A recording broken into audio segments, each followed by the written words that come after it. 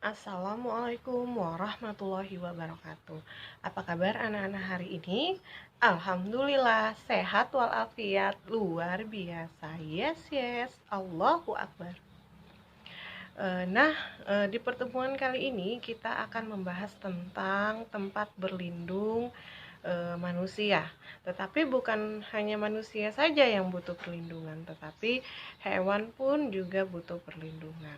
Tetapi di sini kita akan membahas tempat berlindung manusia. Anak-anak bisa membuka bukunya halaman 32 ya. Kita akan membahas tentang rumah tempat berlindung. Jadi rumah tempat berlindung itu bermacam-macam anak-anak sesuai dengan suku dan adatnya. Bentuk rumahnya pun itu berbeda-beda. Nah, anak ya, ada yang tinggi, kemudian ada yang atapnya itu sangat runcing, kemudian ada juga yang di atasnya itu ada ukiran-ukiran, kemudian ada yang rumahnya seperti adat Sulawesi, itu biasanya rumahnya itu kolongnya itu bisa kita masuk ke berdiri di atas kolongnya. Nah, tetapi bagaimanapun bentuk rumahnya itu adalah harus kita syukuri dan harus kita banyak-banyak berterima kasih kepada orang tua kita yang sudah memberikan kita rumah atau tempat berlindung.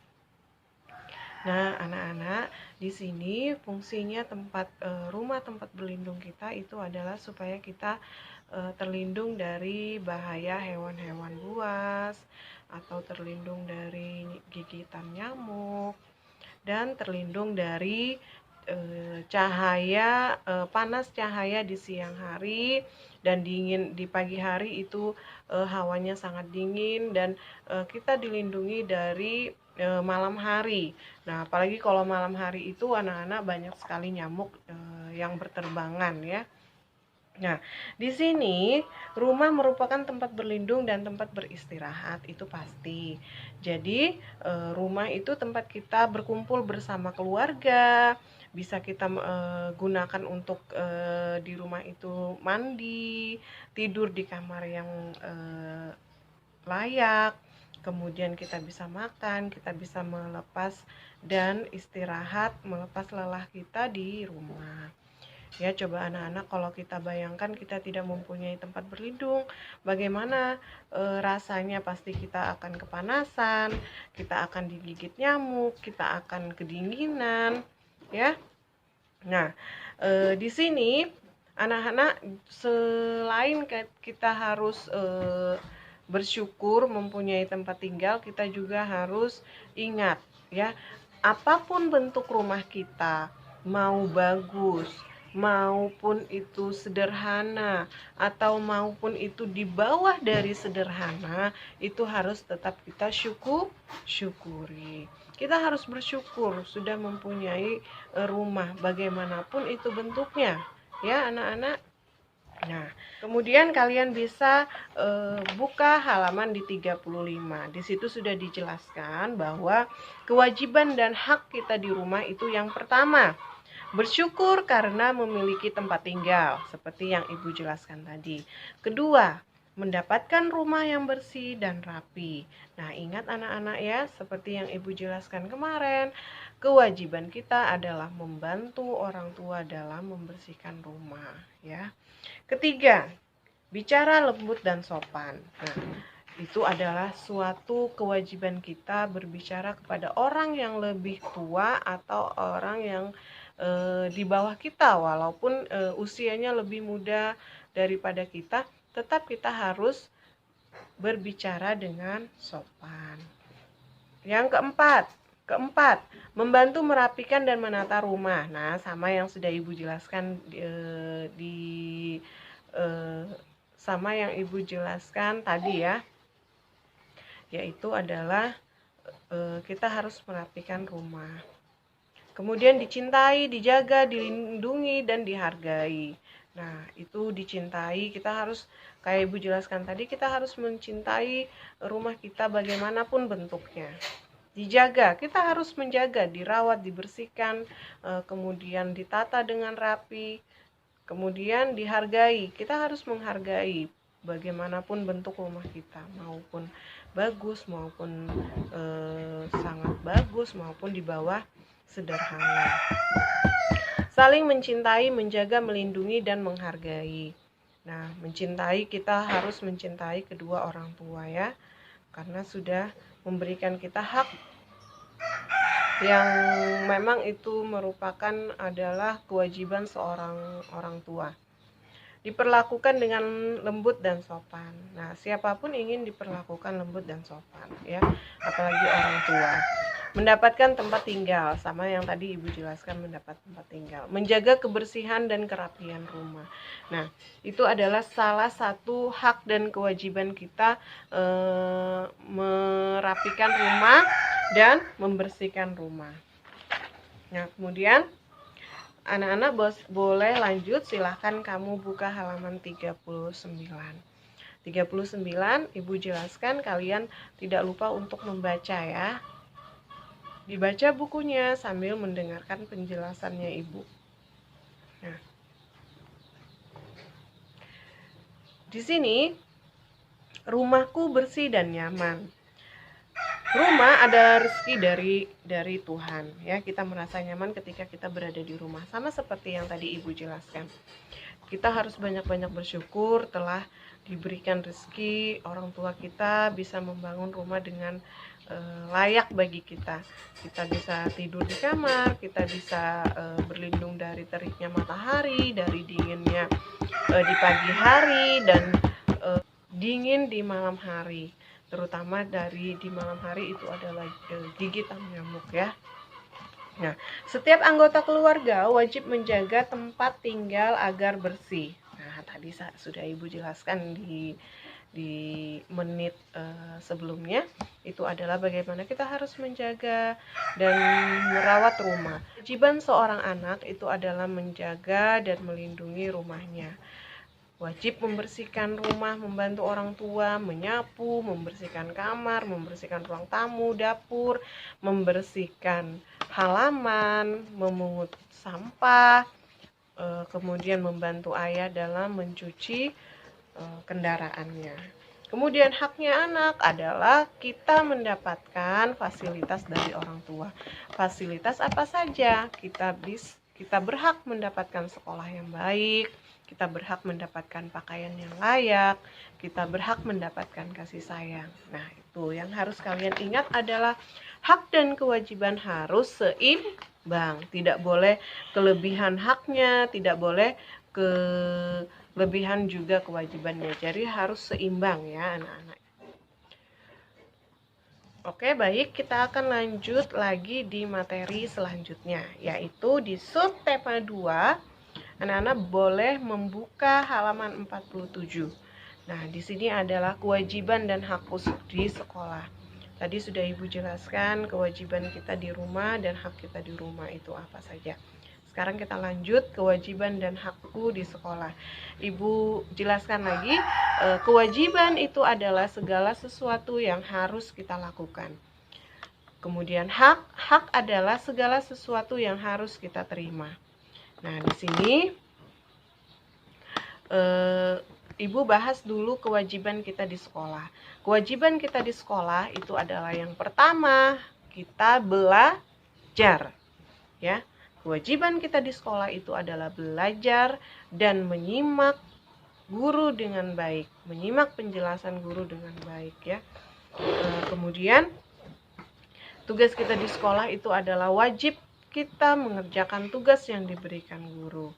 Kemudian wajib kita menjaga kebersihan di sekolah. Ingat, kebersihan di sekolah itu dijaga oleh seluruh warga sekolah. Kenapa Ibu katakan seperti itu? Karena semua kebersihan itu wajib dijaga oleh semua orang. Ya. Jadi kalau kita berada di sekolah, berarti semua warga sekolah itu wajib menjaga kebersihannya. Nah, kemudian anak-anak, apa saja sih kewajiban kita di sekolah?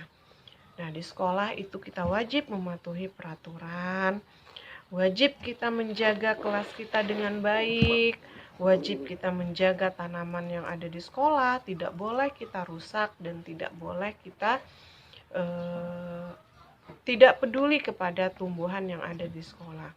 Bagaimana kepedulian kita? Yaitu dengan caranya kita menyiram, menjaga, tidak boleh dipetik bunganya yang sudah bagus, tidak boleh dipetik, tidak boleh daunnya dirobek-robek, itu tidak boleh ya anak-anak. Nah, itu adalah salah satu kewajiban kita. Kemudian kewajiban kita lagi itu adalah menghormati guru di sekolah, kepala sekolah, petugas kebersihan, semua yang ada di sekolah itu wajib kita patuhi, wajib kita hormati, wajib kita sayangi. Bukan hanya orang tua saja yang melahirkan kita yang wajib kita hormati dan berikan kasih sayang, tetapi guru yang sudah mendidik kita itu juga wajib untuk kita sayangi dan kita hormati. Nah, anak-anak, sekarang Ibu jelaskan lagi hak kita di sekolah apa. Hak kita di sekolah itu adalah kita berhak mendapatkan pelajaran dari seorang guru. Jadi tidak ada yang namanya si A, si B, dan si C itu dibeda-bedakan. Tidak ada. Jadi mau si A, mau si B, mau si D, E, F, G itu semua rata. Ya, tidak ada yang mendapatkan kasih sayang berlebihan. Jadi semuanya itu rata. Harus adil mendapatkan kasih sayang dan pembelajaran dari seorang guru. Ya, tetapi ingat anak-anak ya, apabila kalian itu melakukan kesalahan, kemudian ditegur oleh seorang gurunya, itu kalian tidak boleh berkecil hati. Artinya apa? Artinya seorang guru yang menegur kalian itu gurunya itu sayang dan kalian, ya. Kalian diingatkan tidak boleh melakukan kesalahan ini dan itu. Ya, jadi kalian apabila ditegur oleh seorang guru itu tidak boleh berkecil hati, ya. Tetapi harus apa, anak-anak? Harus meminta maaf dan ucapan terima kasih kepada seorang guru karena kita sudah diberikan nasihat dan diberikan peringatan kalau kesalahan yang kita buat itu tidak baik. Nah, tetapi bukan hanya guru saja yang harus kalian patuhi. Kakak kelas, kemudian teman yang sudah mengingatkan kalian dalam melakukan hal yang tidak baik, itu juga kalian harus ucapkan terima kasih. Ya, itu adalah hak dan kewajiban kalian. Jadi kalau di sekolah itu kalian harus menjadi seorang anak yang baik, anak yang pintar, anak yang soleh-soleha. Ya, agar apa? Agar menjadi kebanggaan orang tua, kebanggaan seorang guru, kebanggaan semua orang. Baik anak-anak, silakan kalian membuka halaman 49. Halaman 49 itu adalah tugas kalian. Tugas kalian silahkan dikerjakan di buku, kemudian nanti kalian uploadnya di WA Ibu. Halaman 49 itu ada 5 pertanyaan yang harus kalian jawab. Ya. Nah, kemudian kalian bisa buka di halaman 72. 72 itu tugas kalian selanjutnya, yaitu silakan juga kalian kerjakan di buku dan nanti diupload di WA Ibu. Nah, di sini adalah kewajiban dan hak di lingkungan sekolah yang sehat. Nah, bagaimana kalian harus menjaga agar sekolah kita itu sehat? Ingat, yang menjaga itu bukan diri pribadi tetapi semua warga yang ada di sekolah, ya. Halaman 72 itu adalah tugas kalian. Silakan kalian kerjakan. Kemudian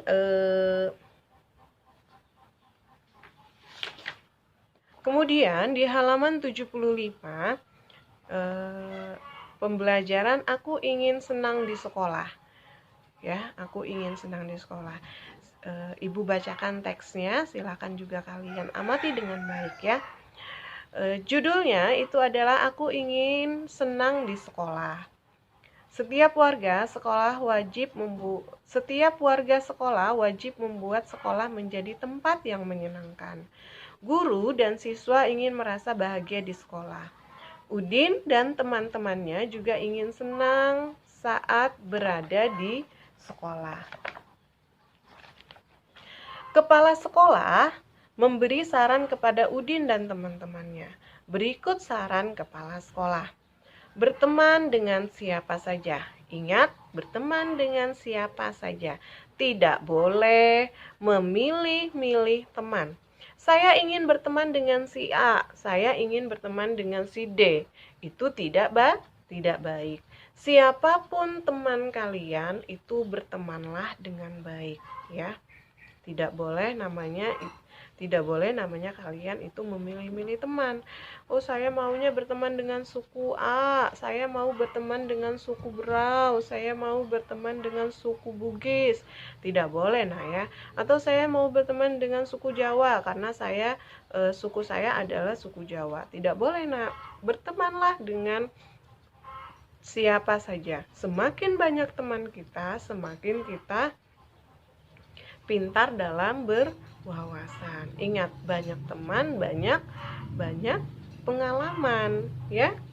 Kemudian saling berbagi. Nah, di sini harus kalian tidak boleh yang namanya tidak peduli dengan temannya. Misalnya temannya itu pensilnya patah atau pensilnya hilang. Jadi kalian tidak mau meminjamkan pensil kalian sementara kalian itu mempunyai pensil 2. Nah, karena merasa tidak mau berteman dengan si A, jadi kalian tidak mau meminjamkan. Itu tidak baik ya. Siapapun temannya yang lagi kesusahan itu harus kita bantu. Agar apa? Agar ketika kita juga terkena musibah, jadi teman kita juga membantu. Kebaikan kita itu harus kita tanam kepada siapapun ya. Jadi tidak boleh namanya kita pelit kepada temannya. Jadi apabila kita banyak berbuat baik, maka pahala kita pun akan diberikan oleh Allah berlimpah ganti. Kemudian saling menghormati. Tadi Ibu katakan, mau kecil usianya, kalian sekarang sudah di kelas 3. Jadi kelas 1, kelas 2 harus kalian hormati.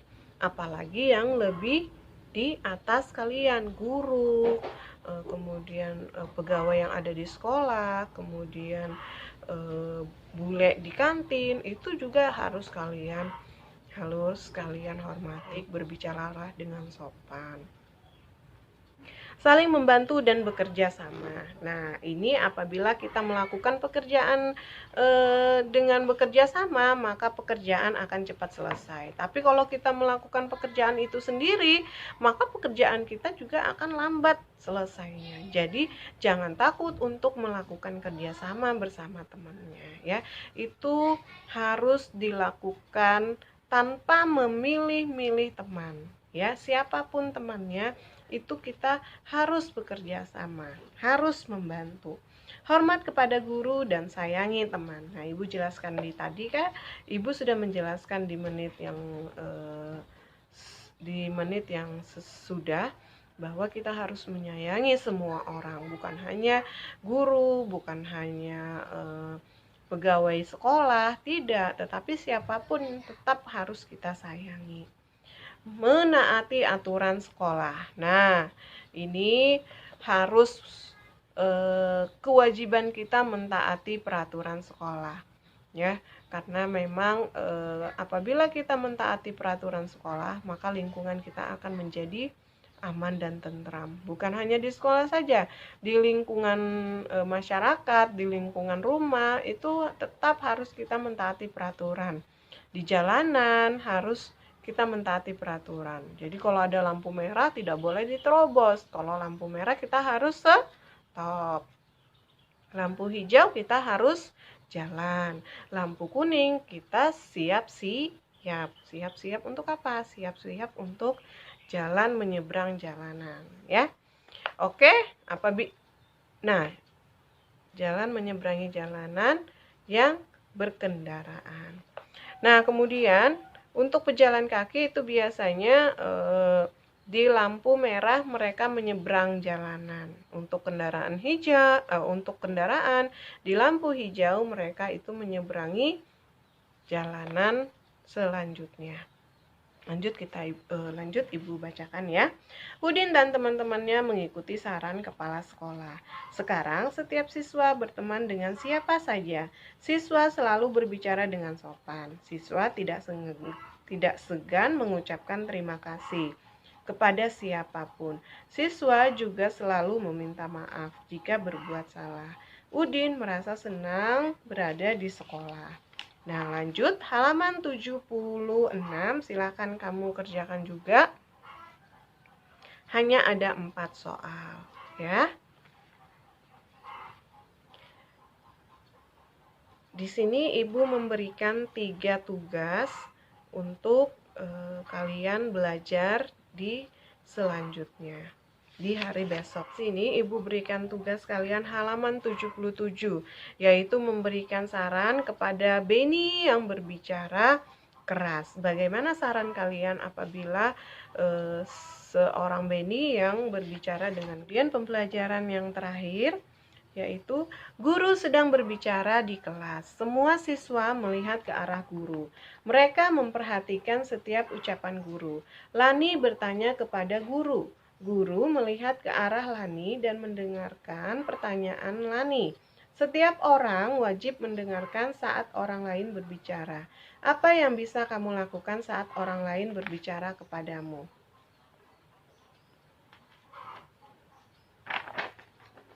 Nah, di situ seorang guru yang sedang menjelaskan pembelajaran biasanya kan bisa kamu tulis langsung di bukunya ya, Nak ya. Yang harus dilakukan saat orang berbicara kepada kita, apa yang harus kita lakukan? Yang harus kita lakukan itu adalah kita mendengarkan dengan baik apa yang dia ucapkan. Contoh, tadi gurunya menjelaskan, kemudian Lani bertanya kepada gurunya. Berarti guru harus mendengarkan dengan baik apa pertanyaan dari Lani. Kemudian guru menjawabnya dengan sesuai dengan pertanyaan Lani tadi. Yang harus dilakukan saat kita berbicara kepada orang lain. Kalau kita berbicara kepada orang lain, gunakanlah, ini bisa langsung kalian tulis di buku ya, jawaban Ibu. Kalau kalian berbicara kepada orang lain, gunakanlah kalimat yang sopan, kalimat yang baik. Jadi, orang yang teman kita berbicara juga tidak merasa tersinggung, ya.